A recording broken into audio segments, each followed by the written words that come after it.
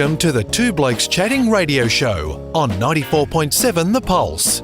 Music, interviews, news, and, well, two blokes chatting. Now, here are the two blokes.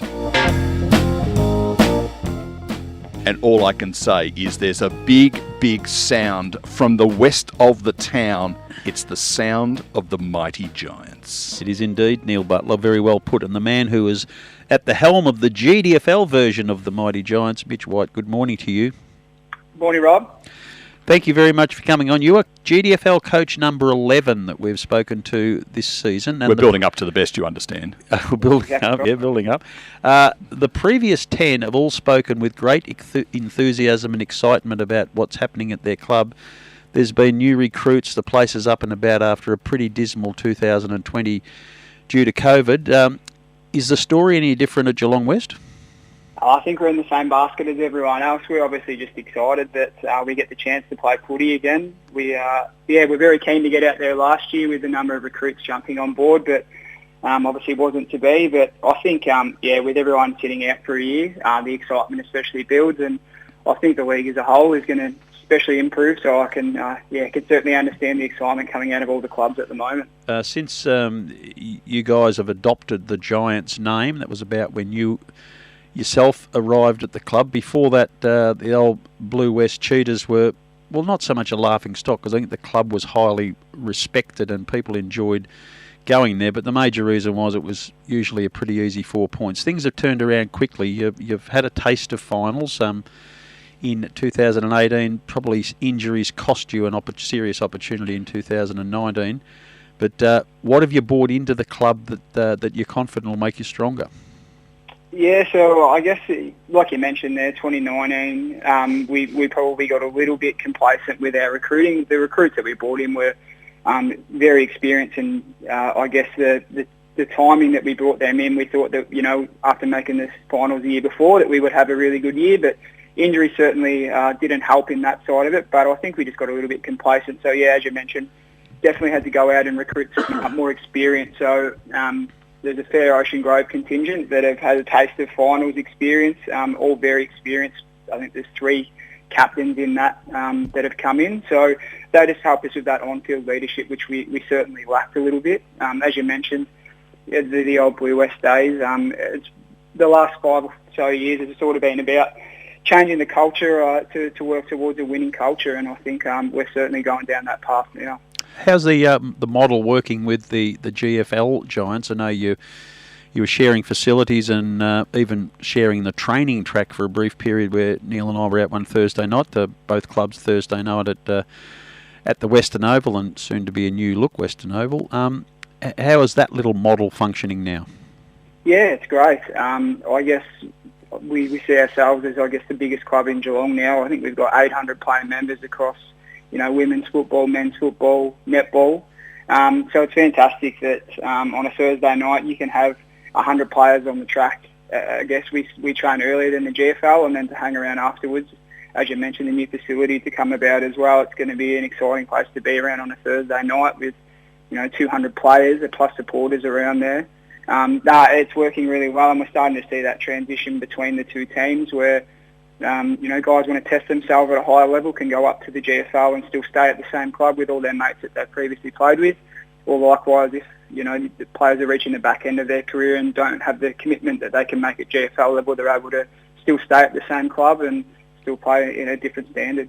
I guess the thing, Mitch, is it seems to me that I'm going to use the word we. Yeah, as you should. Yeah, we have these two teams, effectively 2 clubs, but one, if you like. It must be great for the younger kids coming through the GDFL team to have the experience and the skills of the GFL players on tap.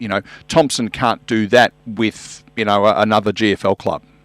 Oh, absolutely, and I guess having the GFL resources just at its fingertips is fantastic, especially coaching-wise as well. You've got all those facilities, experience to tap into, and likewise the coaches, we chat all the time across both sides.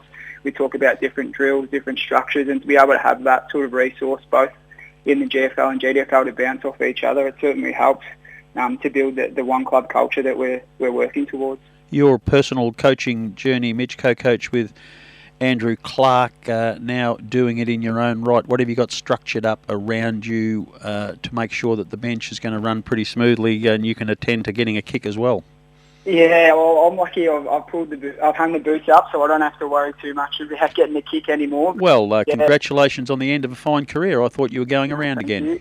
No, not anymore. I've decided to hang them up. So yeah, it is important to get the right coaching structure around you. And Clarkey was fantastic to work with, and we're certainly going to miss him. But wish him all the best at his new venture down at Grovedale. But working with a coaching staff of around 4 or 5.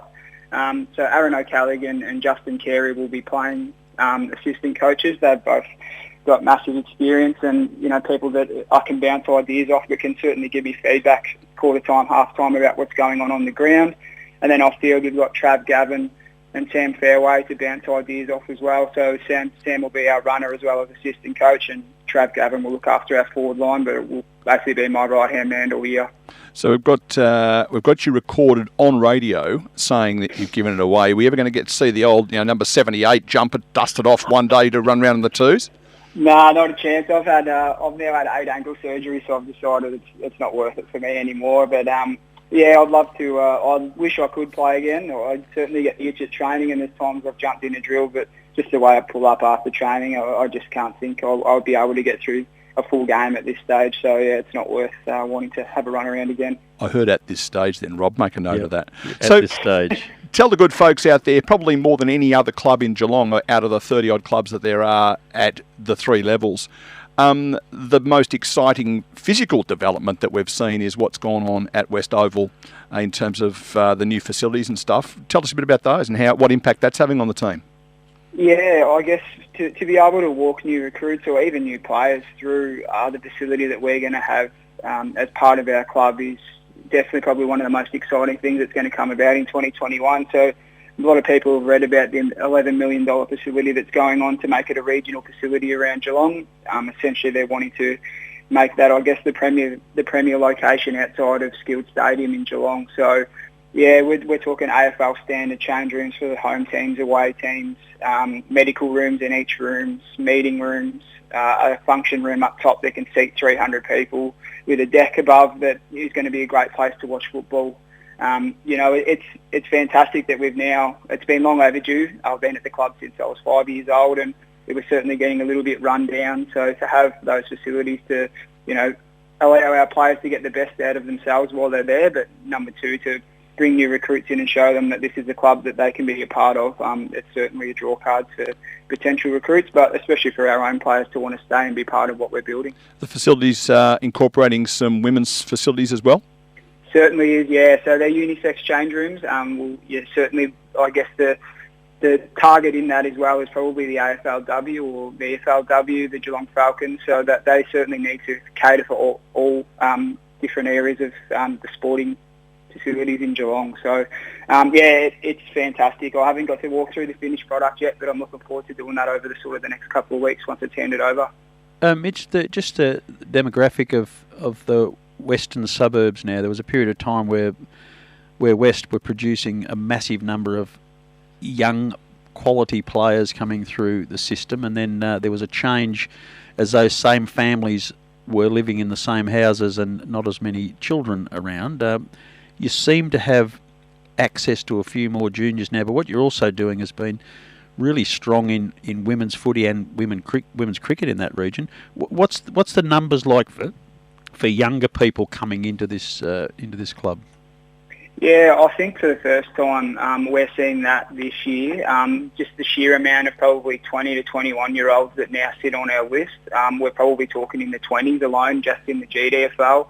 And I know that number probably sits a little bit higher in the GFL. So historically, as you mentioned, that the GDFL a little bit has struggled for the younger personnel with the struggling junior side when it's been the Cheetahs. So we're certainly seeing the benefits of the large one club that we have going on now, that those younger players have certainly got a pathway, women and men, to play at whatever level best suits their ability. So you don't lose them from the club to find another club to suit their ability. They've now got 4 senior men's teams and 2 senior women's teams that they can fit into that certainly can suit their ability. So it's an exciting place to be around, and it's a great place to, I guess, send your kids along to, because you know that they can stay at the club all the way through to the end of their career and find a standard that would suit them the whole way through. And what's the connection with in just GDFL alone here, your football section with the netball section? We're slowly building that side of it. So at the moment, the netball side's actually all trained together. So the GFL and GDFL are all training together as one. It certainly helps lift the standard, I guess, for those GDFL people. But it's a great place to be around, and functions-wise, everything's all joint together. So the connection between all sections of the club is certainly getting stronger every time we get together. Because I was involved in some junior coaching at the Beverly Hills Junior Footy Club that had a link with the Brisbane Lions, and also at Templestowe had a great link with the Fremantle Dockers. The link with the GWS Giants, the ones that have got the S in their name, does that have an impact on the things you do around the club, or is it purely and simply around a jumper? It certainly can help with pathways into that program as well. So you've certainly got access to, if you're standing out in the GFL level, you've got access to that NEFL program if they believe that you're up to that standard. We run a camp every year. Obviously this year and last year it's been hard with COVID, but we run a camp to the GWS facility for our under 16s. They go there for 1 or 2 nights and they tour the facilities. They get to train under a professional environment that's run by GWS. So we certainly see some really good advantages of being, I guess, linked with GWS, and they certainly provide us with a lot of support. Yeah, and that's very much how the Beverly Hills experience. I mean, the ultimate for Beverly Hills was to get kids like Paul Roos to go through and actually play for the actual AFL club or VFL club in those days, because the recruiting was zone based, but that would be the ultimate, wouldn't it?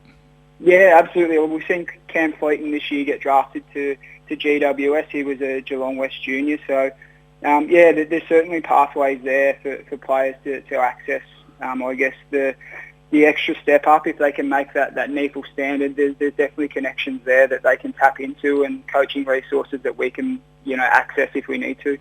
Or as the NEFL is now amusingly known as, the VFL. He said through gritted teeth as a Brisbane supporter. Yeah, that's right. Mitch, just on that connection with the Greater Western Sydney Giants, kids these days are very fluid in supporting AFL clubs. We spoke earlier about some that even change clubs midway through their teens.